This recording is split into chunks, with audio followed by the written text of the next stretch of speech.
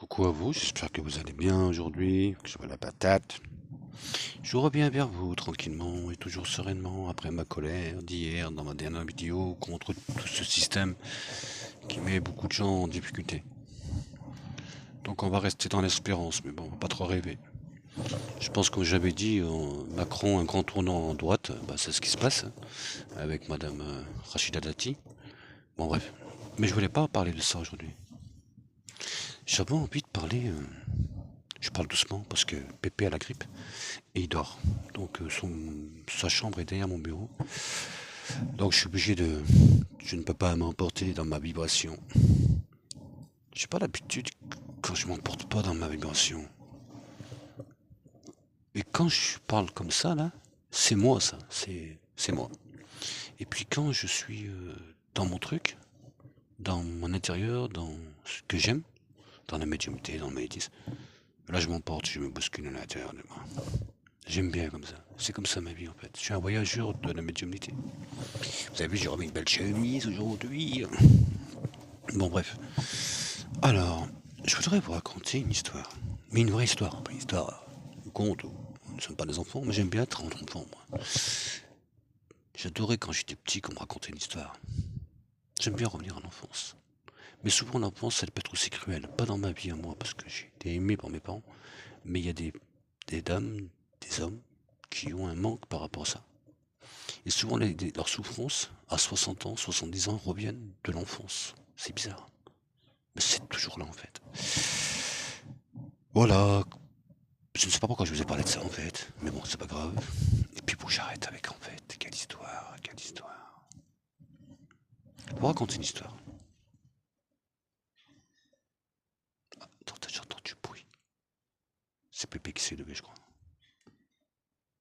Je vais mettre sur pause. Peut-être c'est un cambrioleur, je sais pas. J'ai entendu du bruit, mais je pense que c'est Pépé.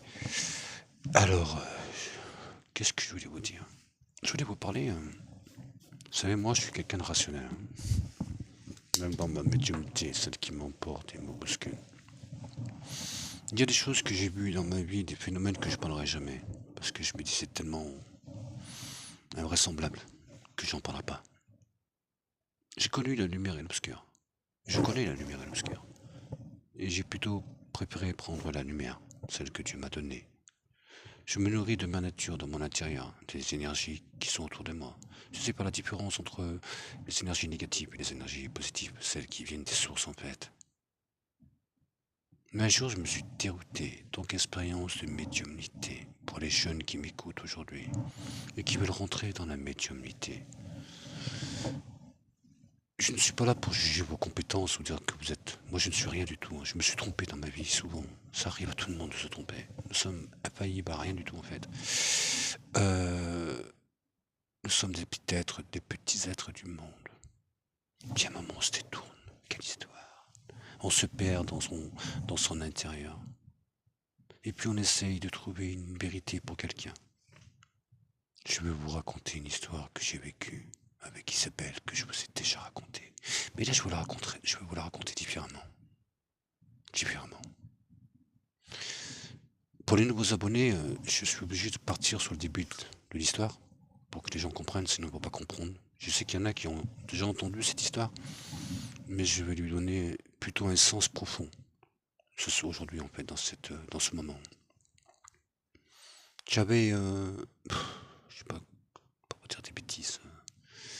Il y a 14, je sais plus, 14, 13, 14 ans, 15 ans. Ça s'est passé il y a 14-15 ans à peu près cette histoire. Je pense que c'est ça à peu près. Mais vous savez, ça fait à 2-3 ans près on va dire. Et j'habitais dans une petite maison. Ouais. Et au-dessus, j'avais Maria et son mari, je crois que c'est Manu, mais je sais plus, qui étaient âgés et qui étaient mes voisins. C'était les Portugais. Bonjour les Portugais, j'adore les Portugais, ils sont gentils les Portugais. Je vous embrasse. Euh, Même vous, les Français, je vous adore, bien sûr, bien sûr. Et puis tous les gens qui m'écoutent. Et bonjour les Belges aussi, je vous adore. J'adore le monde, j'adore les êtres, j'adore les gens de bienveillance. Les gens honnêtes, intègres. J'adore les gens comme ça, en fait.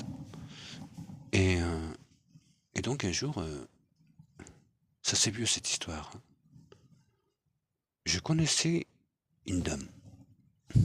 Pour ça, faut faire attention avec ce qu'on fait quand on ouvre des portes, autant dans la lumière, quand on magnétisme des personnes. Il faut faire attention autant à l'obscurité quand vous vous amusez par des choses qu'il ne faut pas faire. Ne jamais toucher au feu. Il peut vous emporter et vous bousculer. Il peut vous rendre malade, il peut vous détruire. Et je ne rigole pas dans ce que je raconte. Parce que je suis sérieux, parce que je l'ai vécu. Vous savez, j'ai beaucoup de pudeur par rapport à des histoires comme ça. Donc vous pouvez que me croire. Vous pouvez que me croire. Un jour, une amie qui travaillait à l'époque aux impôts, que je ne vois plus depuis très longtemps, mais bon, c'est pas le sujet. Et qui me dit, j'étais jeune. Quand on est jeune, on est très insouciant de ce qu'on fait, de ce qu'on peut faire. On connaît pas le danger en fait. Même à 32 ans, je crois que je vais avoir une 32, je sais plus en fait, ou plus même. Je me rappelle plus quel âge j'avais en fait pour vous dire, je vois 40 ans je crois, je sais plus. Ouais, c'est une quarantaine d'années, entre 38 et 40 ans. Et elle vient me voir, et puis elle me dit, voilà, j'ai un problème, mon ex-mari ne veut pas me rendre, mais c'était 5000 euros. Mais 5000 euros, j'ai besoin de 5000 euros, il me les doit, de façon alimentaire de mes enfants, depuis des mois, il a du fric, il va me les rendre. Est-ce que tu peux m'aider? Et je lui dis, moi, je sais pas ce que je peux faire là. Puis elle était tellement dans les problèmes et tout, qu'elle m'a tellement fait de la peine. Je connais des portes. Je connais beaucoup de choses en fait. Mais je dis pas tout, je peux pas tout dire en fait. Parce que je peux pas mettre ça dans les mains de n'importe qui. Vous comprenez, j'ai une charte. On peut pas faire n'importe quoi. Il faut faire attention à ce qu'on dit et à ce qu'on fait. Et donc, d'abord, je sais pas si. Je ne sais même pas si je l'expliquais à des gens. Je ne sais même pas s'ils pourraient le faire en fait. Mais je n'expliquerai pas ce truc-là. Parce que j'ai pas envie. Même si ça va vexer des gens, bah tant pis. Rentrons pas dans l'obscur, restons dans la lumière. J'ai fait l'erreur, je voudrais pas que vous la reproduisiez comme moi je l'ai faite. Et donc, elle me demande ce truc. Bon. Petit truc, et comme ça. L'histoire a commencé comme ça. Et je lui dis, bah écoute, je sais pas vraiment, et puis s'il te plaît, bon, ça m'a tellement touché, cette situation, que je lui dis, emmène-moi, faut que tu me donnes une photo. Donc elle, 2 jours après, elle m'amène une photo, je prends la photo, j'avais un petit bureau, c'était pas ça, un bureau en bois, un truc pas mal, mais bon, il s'est cassé, voilà. J'y tenais, mais bon, c'est pas grave, c'est qu'un meuble. Et mais il avait de l'énergie, ça faisait très longtemps que je travaillais sur cette table, sur ce meuble, sur ce bureau, pardon. Et quand c'est cassé, bah, j'ai perdu la moitié de mon énergie au début parce que je m'imprégnais de cette table. C'est comme ça, c'est peut-être con, mais c'est comme ça. Et puis, parce que dans cette table, je devais tellement soigner de gens. C'était toujours du bénévole à l'époque, tout le temps. Parce que j'aimais aider les gens, tout le temps. Et bref. Et donc, j'avais ce genre de truc là, mais c'était pas ça, c'était un porte-stylo en plastique. Il était là, à peu près, de mon bureau à l'époque. Imaginez-vous qu'il était là. Là, c'est loin quand même d'ici. Et là, j'avais la photo de la personne. Et en ayant la photo de la personne, j'ai mis son prénom, sa date de naissance, et je me suis servi de mon poignard. C'était pas celui-là, c'était un autre à l'époque. Après ce que j'ai fait, je dis pas. Je peux pas. Mais j'ai fait ce que j'avais à faire. Mais j'ai été frapper une porte que j'aurais pas dû. Voilà, j'aurais pas dû. Et j'étais en contact avec quelque chose que j'aurais pas dû vivre en fait. Et de là, c'est bizarre cette histoire. Ce jour-là, quand j'ai fait ce truc, j'avais rendez-vous avec cette personne dans l'après-midi. Et elle me dit, est-ce que si tu as du temps, est-ce que tu peux venir avec moi au cimetière de Saint-Marcelin, je me rappelle. J'avais jamais mis les pieds dans ce cimetière. Jamais de ma vie. Je connaissais Saint-Marcelin, mais je ne connaissais pas ce cimetière. Et puis j'avais rien à faire dans le cimetière, c'est dans un village et tout. Et on arrive là-bas, c'était pour sa maman, parce que sa maman qui était un peu retardée quand même, qui avait des problèmes psychologiques un peu. Et pour ça que c'était compliqué pour cette dame de s'occuper de sa maman. Elle m'a dit, ma mère, elle fait que des cauchemars, elle voit mon frère tous les 5 minutes venir dans son lit, de lui faire du mal, elle a peur en fait, elle court. Et elle était vraiment pas bien. Donc je lui dis, bah, elle me dit, bah là, je vais aller au cimetière, est-ce qu'on peut pas essayer de faire un truc pour l'aider? Donc je l'ai aidé. J'ai été avec eux au cimetière, je l'ai accompagné, je lui ai dit comment il fallait faire pour qu'on puisse la laisser tranquille, mais qu'elle pouvait le faire aussi chez elle, mais elle voulait pas, elle voulait directement au cimetière. C'est ce qu'on a fait. Et ça a marché, ça a fonctionné, elle ne voyait plus son fils là, venir là, comment dire, se manifester. Donc c'était une bonne chose. Mais quand on est parti du cimetière, juste avant, je les ai laissés se recueillir. Cette histoire est une vraie histoire. Je ne suis pas menteur. C'est important ce que je dis parce que je ne veux pas faire une vidéo dans le vent en fait. Et il faisait beau. Et eux étaient en bas, j'ai monté une espèce de pente. Et en haut, il y avait des tombes. Et je voyais une nouvelle tombe qui venait d'être faite. Et il y avait une plaque. Elle s'appelait Isabelle. Isabelle m'a beaucoup marqué. Elle avait, je crois, si je ne me trompe pas, 18-20 ans quand elle est décédée. Et j'ai simplement dit une chose. Tu es morte jeune. D'un coup, un coup de vent, c'est en plein été. Un coup de vent, ça fait tomber 4-5 pots qui étaient pas en laiton, en gris, là, je sais pas comment on appelle ça, là. Pas de l'argent, je sais plus comment ça fait c'est gris un peu, c'est du métal gris. C'est pas de l'inox, c'est du thym, non? Pas du thym, je sais plus qu'on appelle. Oh merde. Je sais plus en fait. C'est un peu gris un peu, là, ce métal. Et il y avait ces pots dessus, je me rappellerai peut-être tout à l'heure, mais je pense que vous savez ce que c'est. Et ils sont. Un coup de vent, c'est tombé. Hmm. Et et il y avait dans ce tombeau une espèce de la porte là, hein, avec un gros anneau doré. Et j'avais un caillou dans ma basket. Je me suis baissé pour enlever mon caillou. Mais là, j'ai eu peur, hein. Et j'ai entendu dans l'intérieur de ce truc, c'était comme une casserole en métal qui tombait de plusieurs étages dans les escaliers là. Vous voyez ce truc? Mais c'est pas le même son qu'on a sur la Terre en fait. C'est un son profond qui va très très loin en fait. Vous voyez, c'est un bruit de casserole qui tape sur du béton, comme sur un escalier, mais ça vous emporte. C'est pas comment vous dire, c'est bizarre un peu, ce bruit profond, ce bruit, il vient de loin en fait. J'étais baissé, hein, en train de mettre ce caillou là. Ça m'a bloqué la respiration, ce bruit. Je me suis relevé, j'ai senti qu'il y avait quelque chose qui se passait, bizarre. Je sais pas ce que c'était, mais ça m'emportait, ça me bousculait à l'intérieur de moi. Et j'ai eu des frissons dans tout le dos, partout. Et je suis descendu à la descente du cimetière pour rejoindre mes amis. Je sais pas, j'ai vu quelque chose qui était pas bon en fait. Et on rentre dans sa voiture. Et je lui dis, on n'est pas tout seul. Et je vais revenir ici enterrer quelqu'un. Et il me regarde, mon ami, il me dit, mais tu rigoles. Pourquoi tu reviendrais ici? Je sais pas, je vais revenir. Une semaine après ou 15 jours après, je crois. Mon fils qui était très petit, il avait une dizaine d'années, il était en pleurs, en cris. Il était en souffrance parce qu'il venait de perdre sa marraine. Et il me dit, papa, je veux que tu m'accompagnes, je veux que tu viennes, oui, j'étais séparé, je veux que tu viennes, avec moi pour la personne qui est décédée. Et moi, je vais vous dire son prénom, que Dieu, voilà, que Dieu son âme, qui protège son âme, c'est Marie-Jo. Elle s'appelait Marie-Jo, la marraine de mon fils. Et je vous ai parlé de cette dame qui a pas voulu se faire soigner pour son cancer du sein. Je lui avais dit qu'il fallait que se pas soigner. Je l'avais dit et elle ne s'est pas fait soigner et elle est morte. Parce qu'elle a voulu prendre des médecines parallèles et là, on ne peut pas faire ça. Quand on a un cancer, quand on a des problèmes de sang, il faut voir les médecins, c'est la base. Nous sommes que des êtres, nous, même les plantes, elles ne peuvent pas tout emmener. On a besoin des moments de traitements importants, de la chimio, malheureusement, de la radiothérapie pour des cancers. Vous êtes obligé de passer par là. Vous pouvez pas vous faire soigner que par ça en fait. C'est la base, ça, les médecins, les oncologues, les radiothérapeutes, tous ces trucs de je sais plus comment on appelle ça, les radios. Je vous l'ai dit tout à l'heure, à la radio, je sais plus. Et tous ces trucs-là, il faut des médecins pour ça.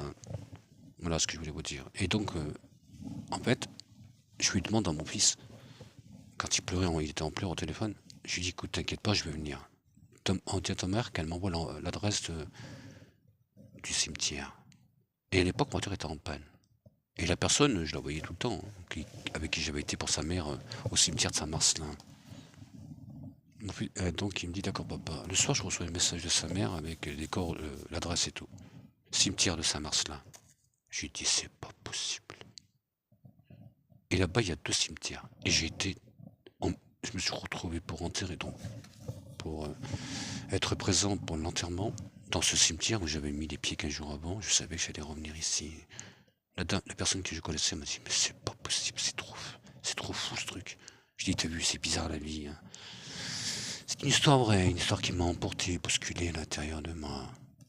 Et après, je vais vous raconter un truc. À ce moment-là, il faut savoir que dans cette période, j'étais dans une période très difficile de ma vie. Donc je crois que si je me trompe pas, j'avais 40 ans. J'ai 40, 54. Je sais plus en fait. Ouais, j'avais 40 ans, je crois. Ouais, j'avais une quarantaine d'années. Entre 38 et 40 ans. Et à cette époque, j'étais pas bien en fait. J'avais un fils qui avait une dizaine d'années, j'étais séparé, tout ça. Bon, ça, c'était pas le problème. C'est quelque part, ça m'arrangeait. Mais, tant mieux. Mais, comment dire, je me suis retrouvé dans une transition de ma vie pendant 10 ans.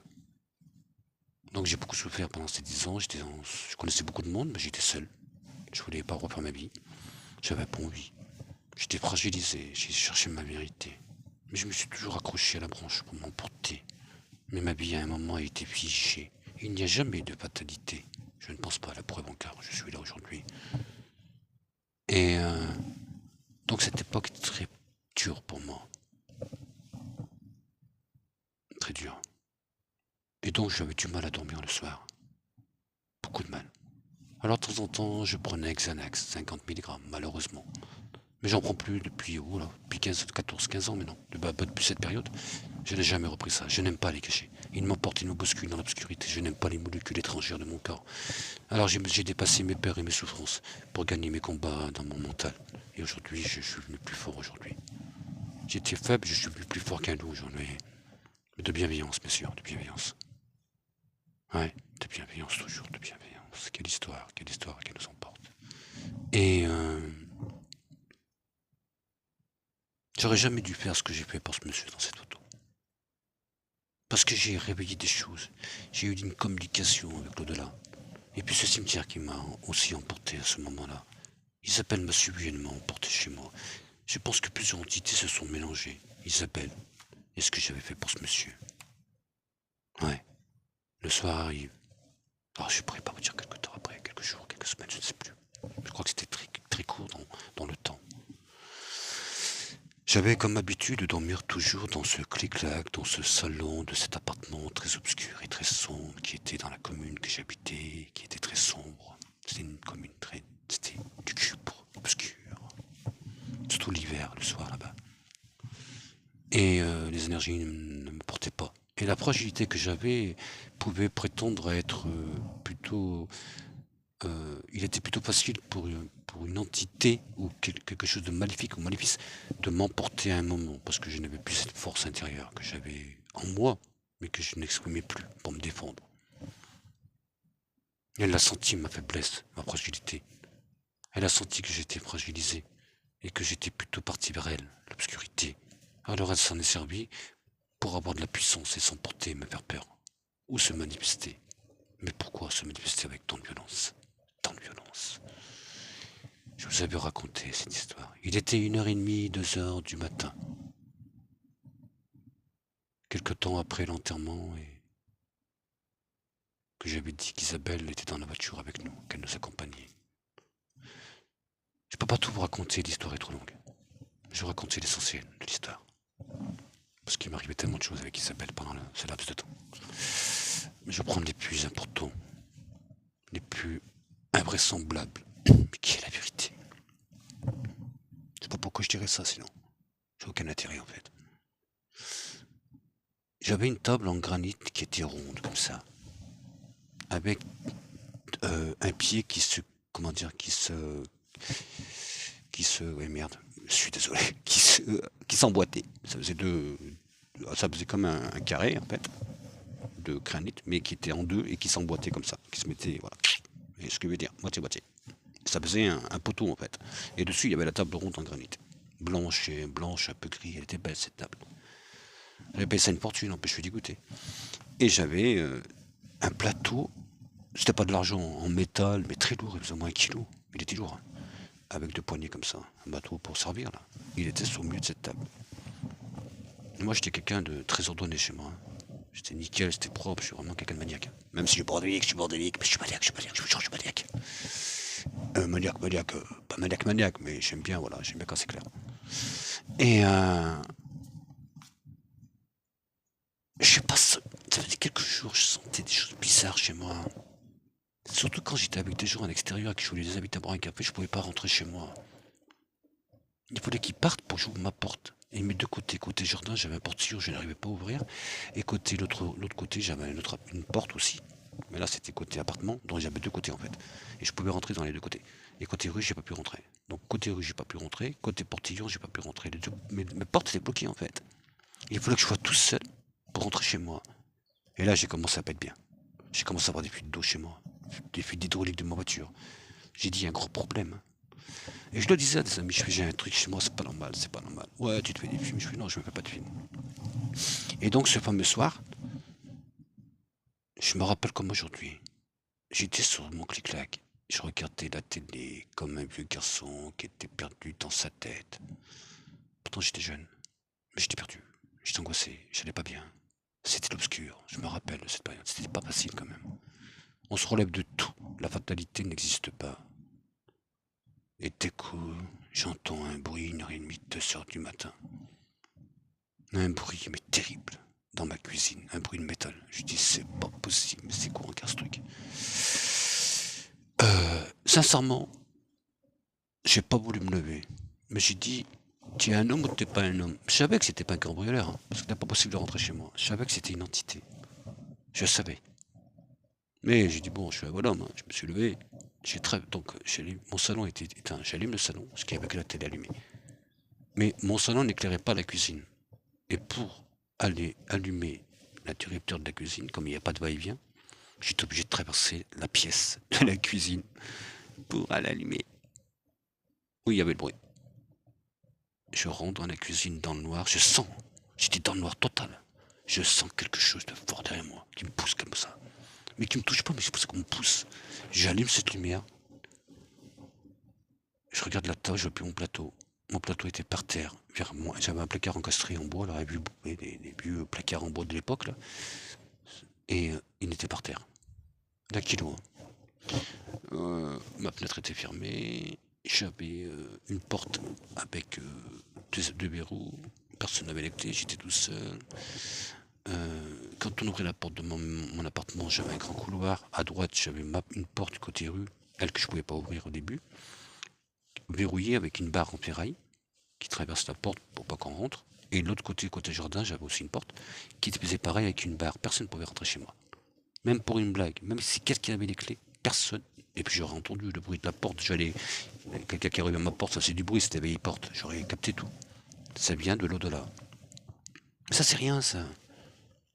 Quelle histoire, l'obscurité. Attention, ne touchez jamais à la magie noire. Elle peut vous emporter, vous bousculer. Elle peut vous rendre dingue. Elle peut vous rendre malade. Elle peut vous détruire. Comme ça. Quelle histoire, quelle histoire. Attention, maléfice, ne jamais toucher. Ouais, ne jamais toucher à ça. Ne vous amusez pas avec des choses comme... Pardon, des choses comme ça. Bon, vous me permettez. Ça, c'est l'oasis. Je crois que c'est ça en sucre, mais je suis pas sûr, j'ai pas mes lunettes. On s'en fout. En tout cas, moi, je m'en fous. J'en bois pas beaucoup, sinon je pouvais plus rien. Faut pas boire du coca, faut pas boire de l'orange, faut pas boire ci, faut pas faire ci. Je vais aller voir les curés. Je vais aller au temple des bouddhistes là-bas. Ouais, je sais pas si je vais y aller parce qu'on n'a pas le droit de fumer, on n'a pas le droit, non, je vais faire attention à tout ça.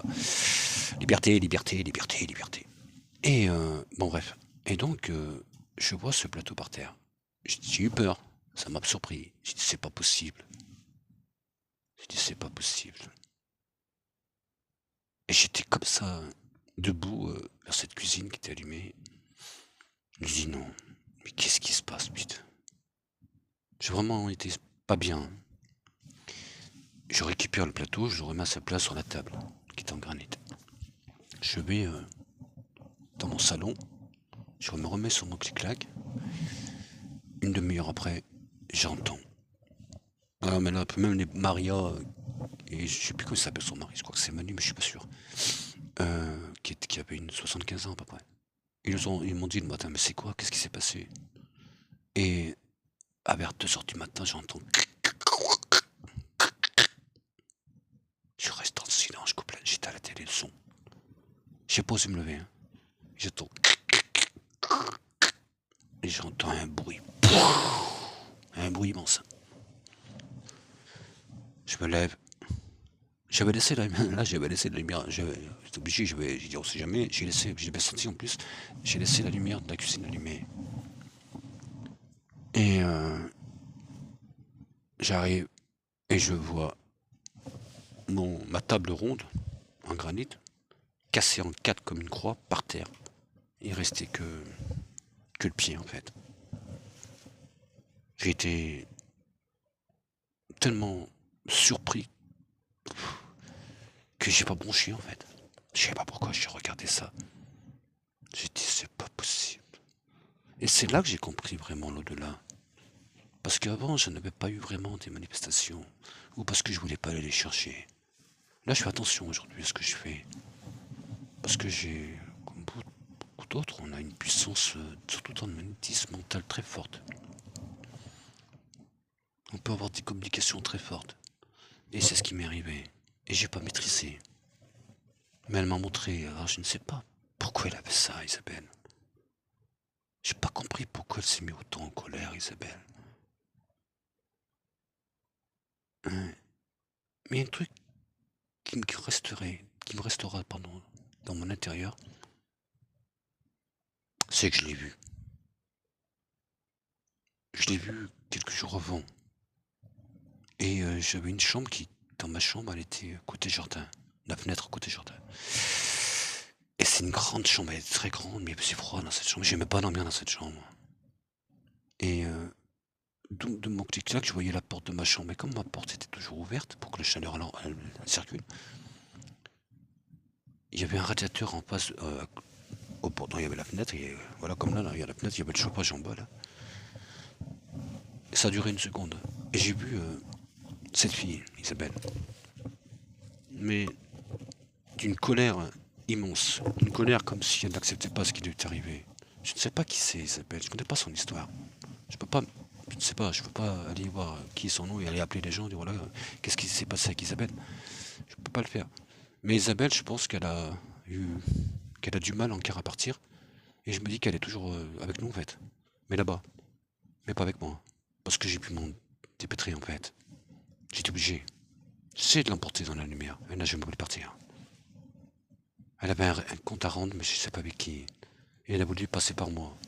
Mais j'ai freiné la chose. Sinon, elle m'aurait emporté encore plus dans l'obscurité. Et c'est pour ça que des moments quand on rentre dans la magie noire, on va chercher un lien en fait. Quelque chose avec l'obscur. Et de plus, ce jour-là, j'ai été au cimetière. Ça a fait une fusion, tout ça. Et ça a déclenché ce bruit de casseroles dans les escaliers. C'est le vent qui a fait d'un coup par rapport à ces pots de fleurs. Je sais plus qu'on appelle ça, le truc en étain. Je crois que c'est de l'étain, il me semble. Ouais, c'est de l'étain. C'est ça. Je me rappelle. C'est de l'étain. C'est pas de l'étain. Tout à l'heure, je vous ai dit lutin tout à l'heure. Lutin, c'est pour faire le gigot. C'est pour faire le gigot. Voilà. Donc, je sais pas si vous m'entendez bien parce que je parle doucement. Je suis obligé, pépé d'or. Hein. Respect. Donc, vous avez vu, il y a des rayons de soleil dehors chez moi. Je reprends mon travail à 14 heures. Je voudrais vous remercier vraiment de tous vos compliments par rapport à ce que je peux dire dans mes vidéos. Toujours dans la simplicité, vous me connaissez. Et dans l'honnêteté, voilà. Des moments, je ne peux pas répondre à tout le monde. Comprenez que je suis tout seul, que j'ai beaucoup de messages, beaucoup de mails. Donc des moments, il y a peut-être des choses qui m'échappent. Alors, mais sachez que je fais toujours le travail qu'on me demande de le faire. C'est une histoire de confiance, bien sûr. Alors des moments, je peux pas toujours répondre. Parce que j'ai des centaines de messages. Et je vous dis sincèrement, même du monde entier, comme beaucoup de personnes. Hein. Voilà. Je pense que les gens qui viennent voir, il y en a beaucoup des abonnés d'Ange Medium, et qui le connaissent bien sûr, et qui sont autour du monde en fait. Moi je connais plein de gens dans le monde, partout en fait. Afrique du Sud, New York, Atlanta, dans les États-Unis on va dire, Canada, Belges, beaucoup de Belges, bonjour les Belges, bonjour les gens de La Réunion, Martinique, Guadeloupe. Ah, j'adore les Antilles.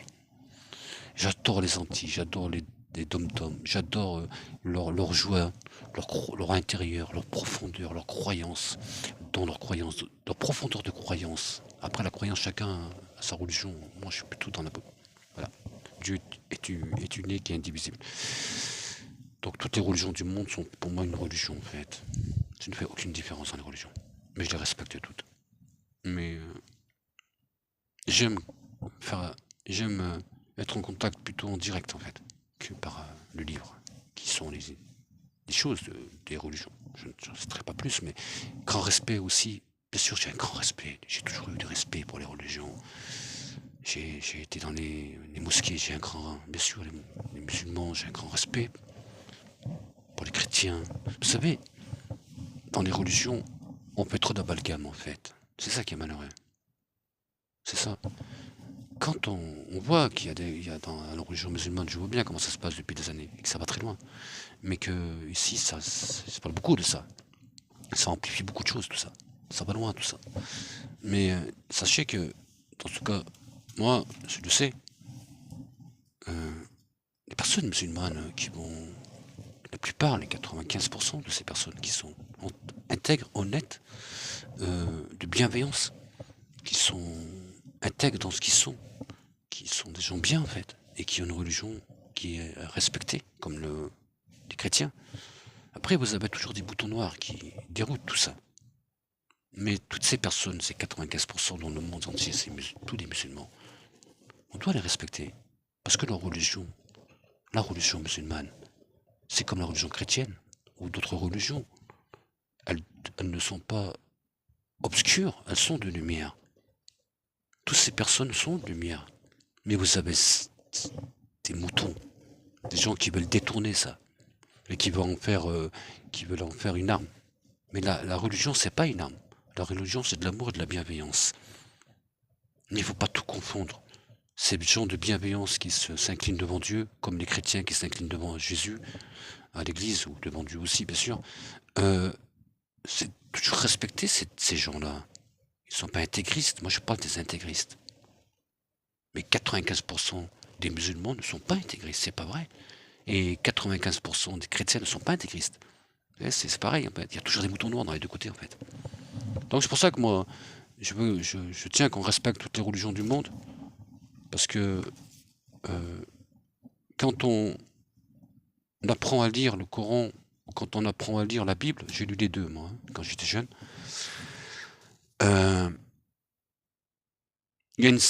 il y a des choses que moi qui m'embêtent dans ces deux choses. Il y a des choses que je ne pourrais pas dire, mais qui sont embêtants, qui sont pas acceptables en fait, et qui devraient peut-être modifiées par les recteurs. Peut-être. Il y a des choses, autant dans la religion musulmane, autant dans la Bible. Et peut-être une certaine violence qui peut être écrite dans les livres. Mais c'est ce que je pense. Après, moi, je ne peux pas en dire plus parce que je ne connais pas la religion. Je ne suis pas adepte non plus de lire. Je suis pas comment dire, je suis pas recteur ou je n'ai pas de doctorat de religion, moi, donc je peux pas trop en parler. C'est pas ma place. Il y a des gens pour ça. Moi, je les respecte tous en fait. Je respecte toutes les religions. Mais c'est compliqué la religion. C'est compliqué. Mais on a tous sa croyance intérieure. Elle est propre à nous-mêmes. Et on doit s'emporter dans cette vérité. Je pense que on ne peut pas avancer si nous ne sommes pas dans ce lien de spiritualité. On ne peut pas avancer si nous sommes toujours dans cette obscurité qui nous emporte aussi dans quelque chose d'obscur, plutôt dans, comment dirais-je, qui peut être aussi magnifique, c'est ce que j'ai vécu, et qui nous emmène à quelque chose d'obscur très profond, et qui peut être dangereux pour notre vie, notre santé. Je pense que nous devons tous nous remplir d'amour, nous remplir de positivité, de s'emporter, de s'envoler, d'arrêter de se prendre la tête, d'arrêter d'être dans le futile, dans les choses qui... Non, il faut arrêter tout ça. Il y a tellement de gens que je vois qui sont dans un état lamentable, qui se battent. C'est une force pour nous, ça. Ils nous donnent une force, ils nous donnent des exemples de vie, en fait. Il y a des gens que je vois, que je connais dans YouTube, dans ma chaîne YouTube, que j'entends, que je téléphone, qui ont des graves soucis de santé, mais très graves. Ça rigole pas, en fait, là. Là, on est dans une hauteur très grave. Et ils nous donnent la vie, ils nous donnent la patate de nous battre. Parce qu'ils se battent. Ils se battent dans leur profondeur.